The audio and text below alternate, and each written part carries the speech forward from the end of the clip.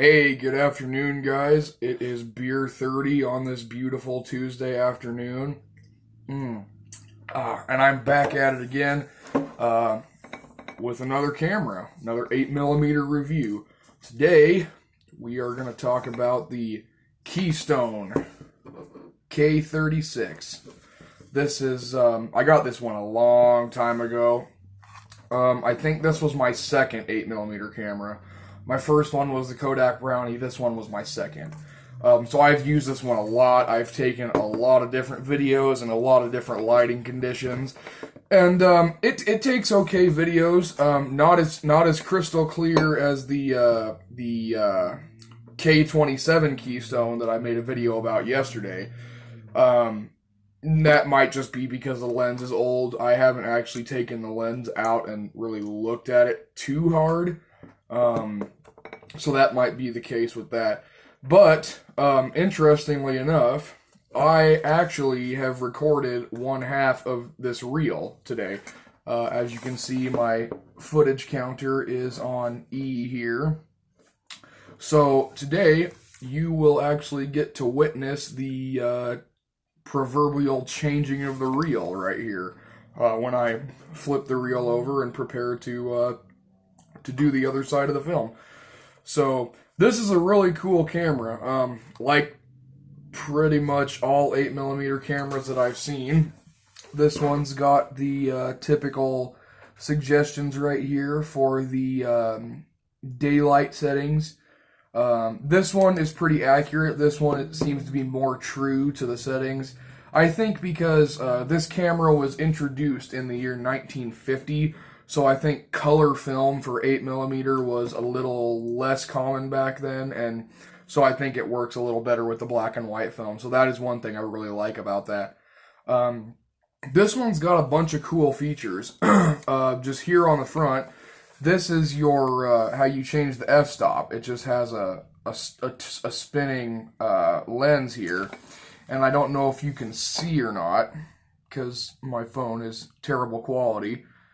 But you just kind of line whatever f-stop you want up with this line here, and this is how it changes your f-stop. And it's got these little frame guides right here, if you so desire to. Hey, Pepper. Oh, Pepper is gonna help, I guess. You want to say hi? You say hi. Hi. Okay. Why don't you go in here, and I'll let you know. I gotta keep Pepper in the bedroom sometimes. She gets really excited when we're at the table because she knows she can get right in front of us, and excuse me for that. Anyway, so you got these little frame guides right here that kind of swing back and forth. I haven't ever really used these. I kind of forget about them because none of my other cameras have them. But if you desire, there's two little frame guides right here. There's a bigger one and a smaller one. So you can center, if you want to take a video of something real close up, you can center it and get it all nice and centered in your viewfinder there. This button to activate the camera to make it go is just a simple push button, but it has this little feature here on the side that can be slid forward, and that's your trigger lock. Like you can lock it in place and do hands-free recording, say like on a tripod or something. The winding style for this Keystone K-36 is a key style wind, kind of like a wind-up toy. It's got a key style very similar to the Kodak Brownie. Really easy to wind. I stammered there for a second. You get about 45 seconds off of a wind, so at 16 frames per second, that is. So it's got a lot of wind power to it. I really like it, and you can feel it. It's kind of it feels more powerful when you turn it. You can just tell that it's got a little bit more oomph to it, This camera actually has this camera actually has different film speeds. So there's 16, 48, and 12. And what that does, respectively, 16 is typical film speed. Your projector is going to play it back at 16 frames per second typically. If you record on 12 and play it back at 16, it will be sped up. It'll be fast motion because it'll be playing faster than it was recorded. And conversely, if you record it at 48 frames per second and play it back at 16, it'll kind of be in slow motion. Or hypothetically, I guess, if you were to record it at 48 frames per second and play it back at 48 frames per second, your video quality would be better, you know. But I don't really know of any projectors out there that play 48 frames per second. Old projectors, I mean. I'm sure the modern ones you can work any way you want. This is a viewfinder. I don't know really if you can see through that. It's a pretty small viewfinder. And that's kind of what makes this camera so different. I don't really want to speak ill of it because I really like all my cameras. I mean, I'm a camera nerd, so I have a special spot in my heart for all my cameras.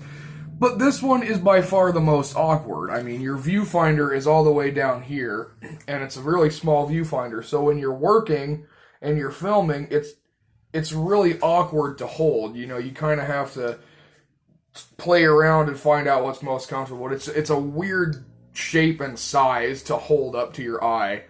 I almost think it would be easier if you could hold it like this and look through it, but you know, then it would be sideways. So let's see, going around the other side, like the other Keystone from yesterday, it's got the twist style opening. So you just twist it and it opens up. As far as construction, it seems to be kind of like maybe a brass material. It's kind of, I don't know what color it's going to show up on the camera, but it's kind of a brassy brown color. It's got some nice swirly texture in it. It's okay to hold, but like I said, I mean, it gets a little awkward when you're trying to look through it and stuff. But that's really my only complaint about it, that and the small viewfinder. But otherwise, it's a pretty solid little camera. Like I said, it was manufactured by Keystone, introduced in 1950. I don't know why the K-36 came out before the K-27. I'm not really sure. You know, I don't get why they did that. But, you know, who am I to judge? I don't work for Keystone. So all I know is they were one of the most prevalent camera manufacturers of the last century. So evidently they did something right, even if they don't know how to, you know, work a number line. Anyway, let's get down into the inside of this thing. Like I said, I already recorded half of a home movie on this. So when you are going to watch me change out this reel, it's going to be in real time. It's going to be a real thing. So I'll get to put this to practical use. I need to get a better way to film these videos because right now I got peanut butter cans behind here holding up my camera, and I'm transversely, I'm going to put them on top of there. I got a little pop socket, and hopefully that'll be able to look down on the camera while I'm filming it. But I do apologize for the video quality because it's probably pretty terrible. But anyway, let's get on to the inside of this thing, and I'll break it down for you. All right, so to get inside, let's move this out of the way. Like I said, it's beer 30 at the old Keys house. Got to excuse my dirty kitchen table. But let's see here. Oh, I know what I want to do. I'm going to move it like this. You know what they say, when one peanut butter can isn't enough, 2 peanut butter cans will suffice. So on the inside of this thing, you kind of turn this like the Keystone from yesterday. And here's what I like. This is one of my favorite parts. You have this cool diagram here on the inside, you know, to tell you how to run these cameras. I mean, like I said, guys, it can be intimidating by modern standards, but man, these cameras were made for people that they were made to be operated. You know, it seems, it's confusing, and yeah, I guess as opposed to a digital camera where you turn it on and take pictures, yeah, it is a little different, but these were invented for people to use, so that's what they're good for. Take out my full film spool on this one. This one's got a nice empty film spool that says film when on this spool is only half exposed. You've got your clasp gate right here. This is what I like. This one, I have this peanut butter jar, but honestly this one would probably be one of my easier ones to load one-handed because you just pass it through the gate. You don't have to do that dumb pressure plate thing. So there's your gate right there. So we took this from here. We're going to take it, flip it over like this. We're just going to stick it up there. Pull it through that gate there.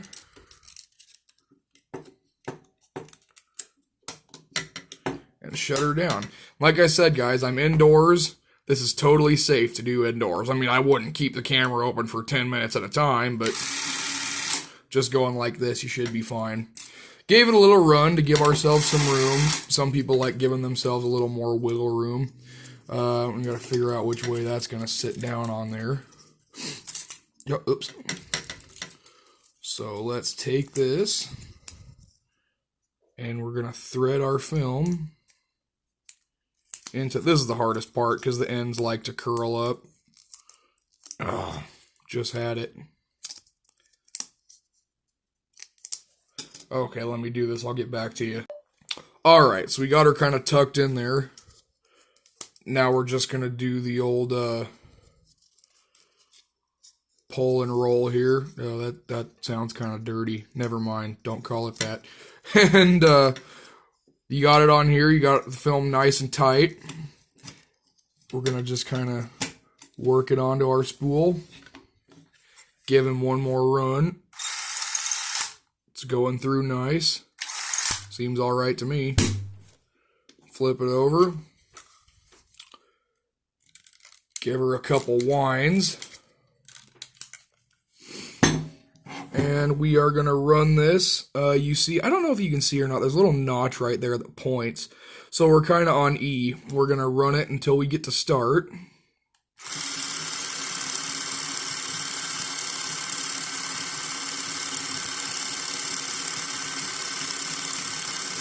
Maybe a little bit past that. 25 is always a safe bet if you don't have a start.